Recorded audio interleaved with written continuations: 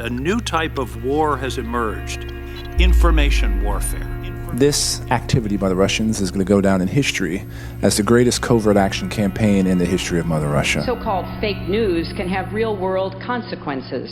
It's a danger that must be addressed.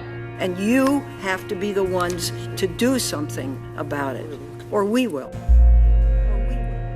Last October, both houses of Congress grilled the attorneys for the tech giants Facebook, Twitter, and Google about Russian meddling and so-called fake news. You have been identified as the major distributors of fake news? We are not going to go away, gentlemen.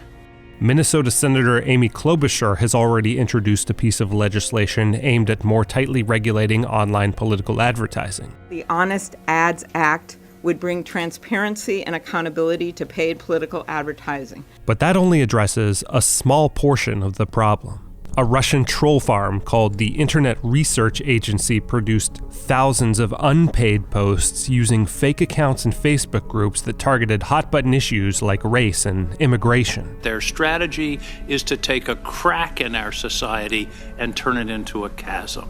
And it's not just foreign misinformation. Some lawmakers want better policing of sites like InfoWars, the Austin, Texas-based conspiracy site run by Alex Jones. A short time ago on Twitter, if you clicked on the hashtag NYC terrorist attack, the top tweet links to an InfoWars story with the headline, Imam, I warned de Blasio about New York City terror. He was too busy bashing Trump.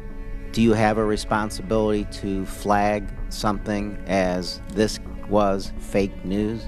We see our users do that a lot. We are an open public platform. You must feel like you have some responsibility. We are deeply concerned about that and figuring out ways we can do it with the right balance. While Democrats seem concerned that tech companies don't do enough to police content on their platforms, Republicans and conservatives have expressed concern that they do too much to cultivate their users' news feeds. Your power sometimes scares me.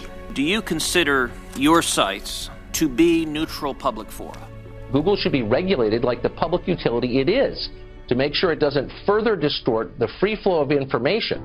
With both sides increasingly suspicious of big tech, the regulation of online speech seems imminent. The specter of fake news and foreign propaganda posing as factual reporting is a complicated problem that many lawmakers seem eager to tackle. But as President Trump demonstrates on a near-daily basis, what constitutes fake news is often in the eye of the beholder. You are fake news. Sir, go ahead. This isn't to deny the existence or importance of things like facts, but to say that handing the authority to determine truth over to government officials could be disastrous.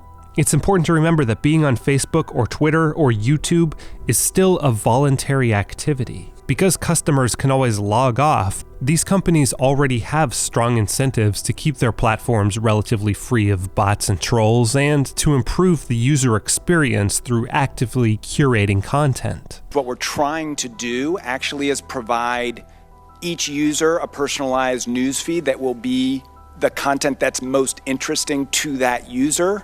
Treating social media as some sort of public utility is quite simply a power grab that all but guarantees politicians and unelected bureaucrats will decide what information should appear in Americans' news feeds, and would likely grant the government even greater access to our private communications than it already has. Are you intending to turn over to the committee any kind of direct messaging that went on among the different accounts? Direct messages are the private communication between our users, and so we take that privacy right and responsibility very seriously. We don't want to put ourselves in the position of being the arbiter of truth. We don't think that's a tenable position for any company or industry. It's probably true that Facebook, Twitter, and Google aren't in a great position to be the arbiters of truth. But the government is in an even worse position. This isn't the first time governments have tried to control new tools of mass communication. Much like the internet, the advent of the printing press provoked panic and backlash among the elite institutions it disrupted. America's very first newspaper was shut down after a single edition because it spread rumors about the sex lives of government officials and published what the colonial government described as uncertain reports, or what we might call fake news. And for the crime of publishing without a license, the government imprisoned and later ran out of town another early colonial newspaper editor, James Franklin, older brother to Benjamin Franklin. who went on to run that paper. A few decades earlier, John Milton famously criticized the British government's regulation of materials produced by the printing press, writing in 1644 that truth and understanding are not such wares as to be monopolized and traded in by tickets and statute. Instead, better to let truth and falsehood grapple.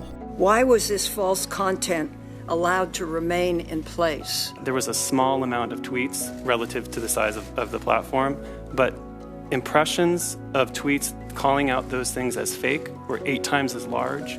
Granting government even the slightest control over the free flow of information on the internet under the guise of fighting falsehoods will ironically make more difficult the task of discovering truth. Some level of fake news, misinformation, and trolling might just be the price we have to pay for free and open discussion.